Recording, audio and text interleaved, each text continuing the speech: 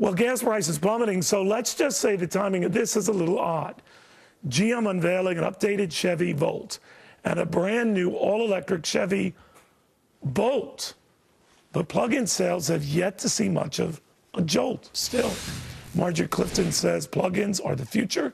Steve Moore says the Volt was a dolt when gas was at $4 a gallon, decidedly less so now.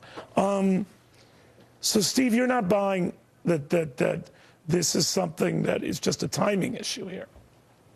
No, for the electric car industry, this year is going to be a worse year than Johnny Manziel had in the NFL. I mean, when you see these prices of gasoline plummet as they have, Neil, it just takes all the economics out of electric cars. Now, these electric cars might have made sense if you're talking about a scenario with $4 or $5 or $6 a gallon gasoline, as a lot of people were forecasting.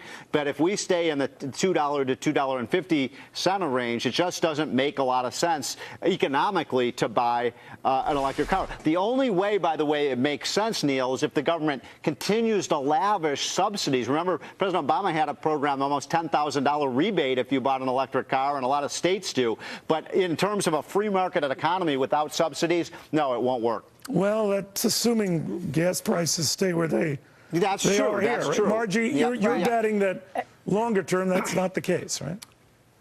Yeah, I'm betting like death and taxes, one thing that will happen, and that is gas prices will go up again. And I think what the auto companies acknowledged when they supported the mandate to try to get gas mileage down to 54 miles per gallon in 2025, 13 major automakers said, we're betting on that, we'll get behind that mandate, because they know that innovation is going to be absolutely fundamental to keep up with the markets. And again, if gas prices go up, we saw what's happened in years past. All of a sudden, everybody needs that smaller, more efficient car. And I mean, I look back to Apple iPhones. You know, when they started innovating Apple iPhones, cost efficiency, what the market was doing, it didn't actually make a lot of sense. But now we've seen Apple getting out ahead with innovation and dominating the market. Tesla's also proven the case. I mean, they've made it cool to have that electric car. They've shown they can be sleek and sexy and practical. Steve, what do you make of that?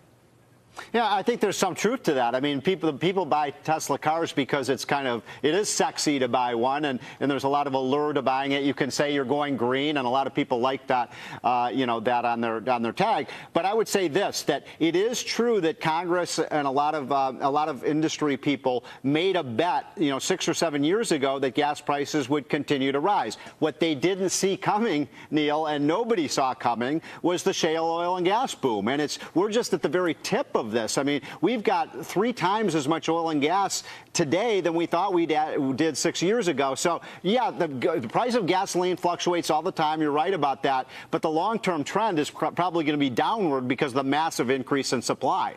You know, in the meantime, Margie, you could make a very credible case that a lot of these plug-ins do have value. Some at the high end, like Tesla, have a great deal of sex appeal. So they don't need the training wheels or the help from government, right? Right.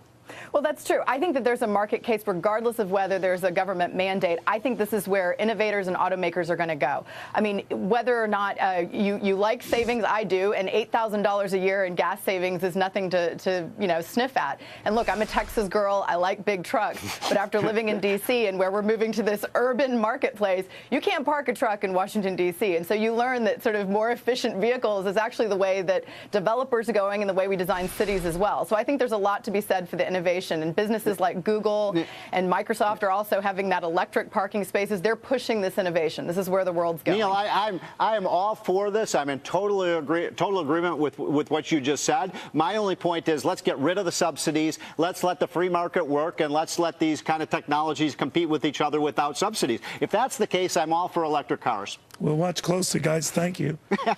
Okay. All right. If the check was too small, if the check was really too small, why the heck did she rush to cash it? And so fast. You just got a big bump in miles, so this is a great opportunity for an upgrade. Sound good? Great. Because you're not you, you're a whole airline. And it's not a ticket you're upgrading, it's your entire operations, from domestic to international. Which means you need help from a whole team of advisors, from workforce strategies to tech solutions and 1,000